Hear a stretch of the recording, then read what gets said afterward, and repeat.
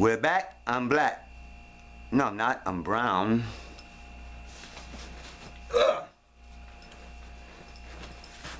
So where was I? We stopped at Tai Chi Secrets of the Wu Style. I studied Wu Style, Tai Chi Chuan under Grand Master Leong Shum at Ying Jiao Pai on, well, we started out on 34th Street, and then see Sifu, you know, he was the type of guy that wasn't charging a lot of money. Now we're downtown on 34th Street, right up the block from Madison Square Garden. So and he has a studio, so you know he's paying rent, like rent. So he's not doing other products and stuff. He's teaching Kung Fu, but I'm paying $50 a month. Try to find Tai Chi for $50 a month. Anyway, he had to move, continuously. Pyramid energy and the philosophy of God, the science of man. Pyramid energy, the philosophy of God, the science of man. It's a good book if you really, want to get into it. It's a lot of reading because they put a lot in here, and they direct you towards the white brotherhood, But you have to learn to read between the lines and stop worrying about, oh, they're just making it white. If they're talking science, it doesn't matter if they white, if they green, or whoever they are. Look at the science. Science in ancient Egypt. Ooh, they had science? Yeah, I wonder how they built those big-ass statues perfectly with no modern equipment. No, they didn't have modern equipment. They just built big-ass pyramids that's still here to the day, and they still can't figure out how, because they would have did it again. Like they never went back to the moon. Where's the stars in the picture? Ancient Egypt. Yes, I'm into Egypt. Per neter kemet. Temple or house or church of divinity. Neter, divinity, gods and goddesses. Neter, neteru, kemet, ancient Egypt, when they would look like us. By time it was called Egypt in the Bible, they didn't look like us anymore. This is something else people have to get together. The stuff they talk about in the Bible was when Rome and these guys was ruling Egypt. Burnt faces. Not the brothers who ruled Egypt for longer than any other civilization. Whole nother story. Decoding Egyptian hieroglyphics, or what we say, Medu Neter. That's the Medu Neter is one of the foundations that goes along with that book I showed you on the 10-step magical training that goes along with the 10 spheres of the tree of life that goes along with. See, what I was commissioned to do was to gather all the basic knowledge that was split up all into all. Remember the Tower of Babylon? That's what that story is basically tell you. When they separated the languages, whoever they was, the Anunnaki, whoever, also the technology of us went with the different civilizations. So in the Orient, they pretty much kept a system of physical development, and each one had their own. Like the West is also, so philosophy and picking apart atoms. So here's the basis to the Shiro, or one of the bases is to the Shiro Hero Academy. Y'all might think I'm just making this stuff up. This book is called Becoming Batman, the Possibility of Being a Superhero. So what that means is this book done by a scientist, a kineticist that know how the body moves and stuff. He pretty much uses Batman as a model because in the comic books, in the movies, Batman is the only superhero that don't have any superpowers. So to become a real life superhero in real life, how would you have to train? What can the body truly take? As far as you getting out there and you fighting every night, in the comic books, you staying up all night and then working all day like Spider-Man, stuff like that. Without superpowers, in reality, what we're trying to do is develop the first true certified sheroes and heroes. In other words, they come down to our school, they're going to train in superheroism, Shahism, and they're going to come back certified. What's the difference between if we train them in martial arts and all kinds of different stuff and really train them? What's the difference between our superheroes and the police? We can come back and protect our own neighborhood. Whole nother story. Oh man, one of the best books, the best book I know of on Tai Chi Chuan. It's kind of messed up. I left it here and it got caught out in the rain and all that stuff. But by man I only met once, but I call him my teacher, Joe Sung-Hwa. To me, he was like the Bruce Lee Joe Sung-Hwa. He's Hwa with an H, Hwa. He's like the Bruce Lee of Tai Chi, because he showed me you don't need to know the form. Everybody that do Tai Chi, oh, this is, that's not the correct form. Yo, dude, it has a foundation. Like Bruce Lee concepts of Jeet Kune Do, all you need is the foundation and then be freestyle with it. I've never seen, I think I'm the first one to demonstrate freestyle Tai Chi in the Masters demonstration back in '96 in New York, down at the what's name college, Manhattan College. Nobody else that I ever seen demonstrated at least freestyle Tai Chi. Everybody doing the Yang style, the Chen style, the Wu style, the Hall style, the Sun style. What about me style? That's why I created Tai Chi Bo. That's for us. Magi, the search for a secret tradition. This is like just some good reading information on the real history of the Magi, which when you spell it with a G, it would be Magi. I purposely make Magi spell it with a J for our purposes. This brother is deep, 2, 3, 4 deep. This particular book, Ptah, or I pronounce it Ptah, but people just say Ta. I'm like, if the letter is silent, it should be invisible too. But anyway, Ptah technology. You understand? A brother, African creative energy.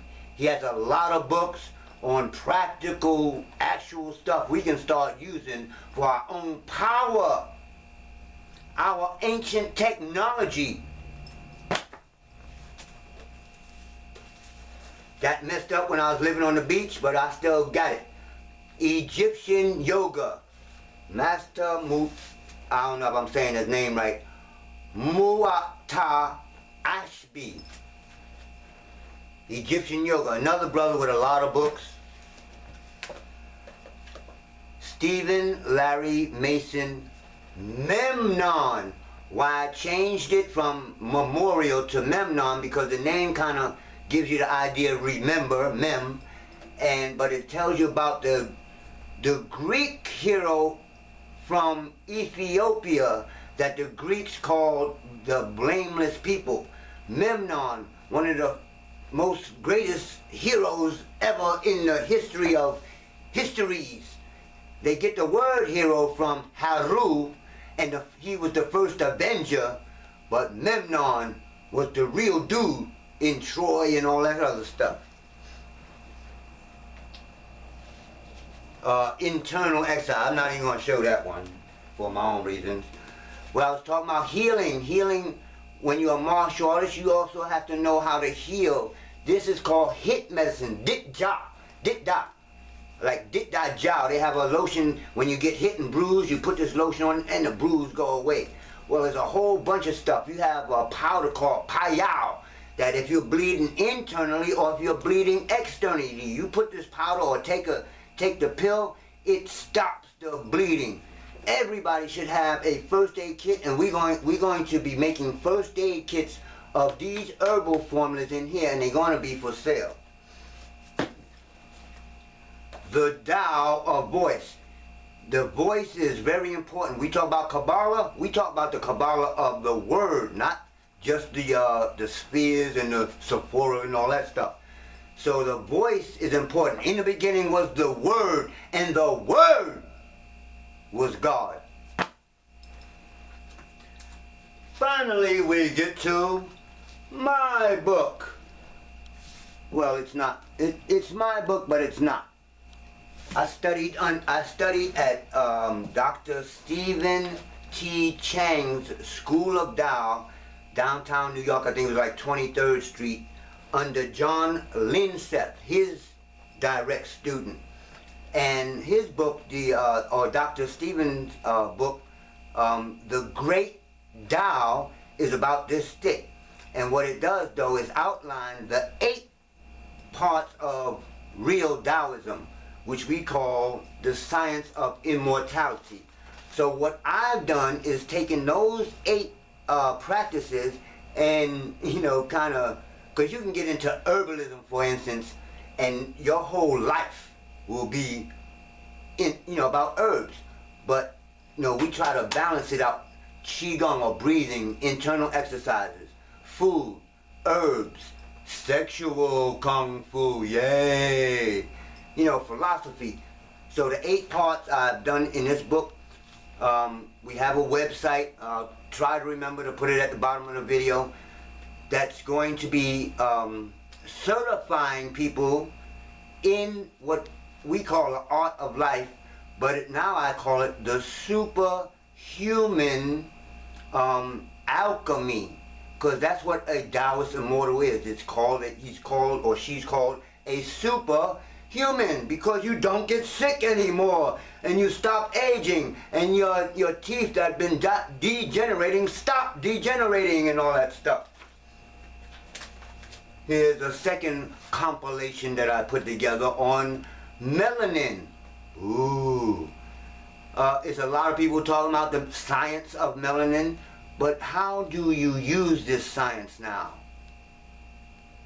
I got to put this one together. I mean, some of the books I have to really get them organized and stuff. But this is the other side to the superpowers. Melanin activation. And finally, who am I? This is my certificate from Per Netter Kemet, naming me cannabis clergy, of which I use magi, and various other, that's the letter they gave me. CPR guy, I know CPR, I had to learn that. Marine Corps guy, that's Marine Corps stuff, and other certificates when I was a baby, and I got certificates to show my first tournaments and me stuff book. I'll put that all in the back of my book. Finally, the Holy Book. We read the Holy Cauldron. In some of my earlier videos, I explained how this cauldron, the smoking cauldron, is related to Taoist alchemy. In Taoist alchemy, we focus on, transforming the Jing. Now here's the Magi part. The 3 treasures, they call it in Taoism, in the Bible is called 3 gifts. we transform the Jing into Qi, bioelectromagnetic energy, and then raise it to the cavity. I can't think of the name right now, but it's called like an empty cavity where you raise the energy and fill it back up and mix it with spirit. So sexual energy, life force, bioelectromagnetic energy, and spirit all mix in this area, and then you send it back down and do more meditations, and you change it into an immortal fetus. Oh, sounds like, when you get into the Magiism, sounds like the baby Jesus born in the manger, the three magi traveling up the spine, or traveling from their place of living to where Jesus is born, and then they went another way back to their land. So this is, I'm not going to give out the alchemy. This is the lower abdomen. This is the, up here, this is the spine. So it relates to the alchemy of how we, when we smoke for enlightenment, when we smoke out of here, not blunts and joints, the water takes out tar and any impurities in the smoke as you smoke it, and we hold in the smoke and blow it out a certain way while imagining, well, that's the magic part, while you're imagining what you want, or in prayer, etc. Just like incense smoke rises to whatever deity you believe in. When you burn incense, you burning that incense because you believe that your intentions, your prayers and things are rising with the smoke to the Most High. We call it the Most High source. Yay! So when the smoke, when you take in the smoke, it actually mixes with your life force, with your intentions. And the smoke itself makes even your intentions even more concentrated. So that means even more you are connected to that smoke. So in reality, when the smoke rises, it's actually, because nothing can be destroyed, it's actually rising someplace. So you can believe or know that it's going to the Most High with your prayers, with your wishes, with your intentions, whatever, and your life force. For real, for real. It just came out of your body. Think about it. If I showed you in science, I put my hand down on the table and I took an infrared camera, you can see where my hand had been. If I chopped a marijuana leaf in half and took a certain type of camera, you can still see where the chopped off part of the leaf was at. People who lose limbs can still feel the limb. It's all kinds of stuff you don't understand because you don't know how to get inside yourself. You are always looking outside yourself. That's valid too. The Hebrews used to smoke in a tent to connect with the Most High. But in ancient Egypt we say, or in Kemet we say, know thyself. So we use the holy herb again as incense and breathe it in, not necessarily as smoking, to delve inside our inner self, trying to reach our highest self called Usar. Everybody in ancient Kemet tried to reach this higher self you call Jesus. Everybody tried to be Christ-like. Everybody wanted to be like Usar, Kares, not Christ, Kares.